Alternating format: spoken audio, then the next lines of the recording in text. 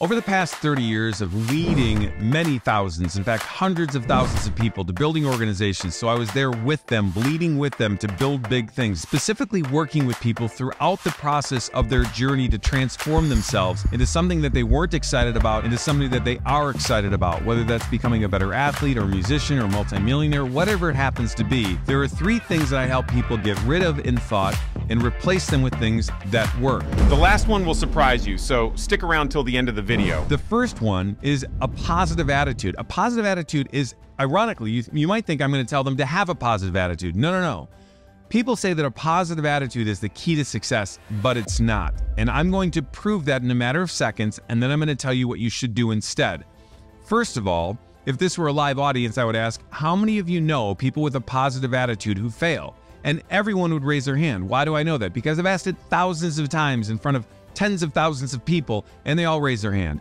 I also ask another question. How many of you know people who are actually relatively negative but are highly successful? And people all raise their hand. If a positive attitude were the key to success, those two things would be impossible. And the reason that I share this is because a lot of people say, well, I have been positive, but I haven't been successful, so therefore I think maybe I'm just not cut out to be successful. No, ridiculous. Here's the key to success. It's resolve. Resolve is the thing that gets you to do things when you don't feel like doing them. And that is right there at the top of what it means to be successful. Resolve looks like Rocky Balboa in the 15th round when he's all bloodied, but he still came after it. Resolve can look negative because it's very driven. When you've got three soldiers in a foxhole and one of them goes down, the other two don't look at each other and say, are you positive? Yeah, I'm positive. Let's go. They don't, but they have resolve.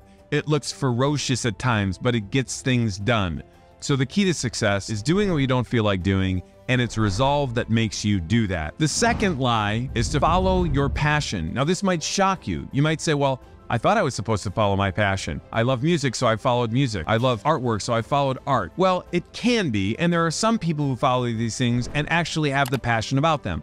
But a surprising truth is that most people who go into the paperclip business, the pizza business, the dentistry business, the photography business, the plumbing business, they don't actually have a passion for these particular things, but they have a passion for something bigger than those things. So what I'm going to do is I'm going to invert this. I'm going to tell you, instead of following your passion, bring passion to what it is you're doing.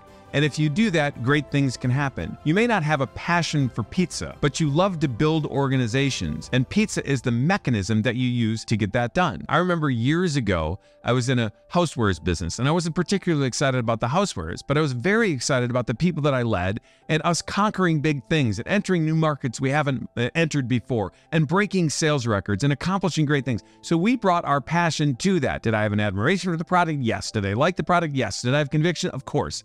But it doesn't mean that you're always following the particular passion about the thing. It means you're bringing your passion into the thing that you're doing. When you do that, you can have absolutely abundant success no matter where you are and what you're doing. Bring the passion, and you'll make all the difference. The third one is a very common lie, and it gets in the way of way too many things. So it's seemingly small, but it actually has a massive impact. People say things like you should listen twice as much as you speak if you're going to be a good communicator. Communication, we know, is absolutely essential to being effective when you want to build, lead, change, or transform your life.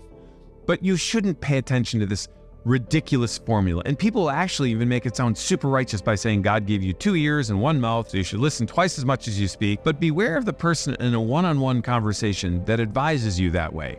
Clearly, they're not going to take their own advice if you do the math. There's a simple formula instead for how much you should listen in relationship to how much you should speak. If you're a leader and you're a teacher and you're a trainer, that day you might actually speak 95% of the time, and that's appropriate. If you're actually the student, you're going to listen 95% of the time, and that might reverse.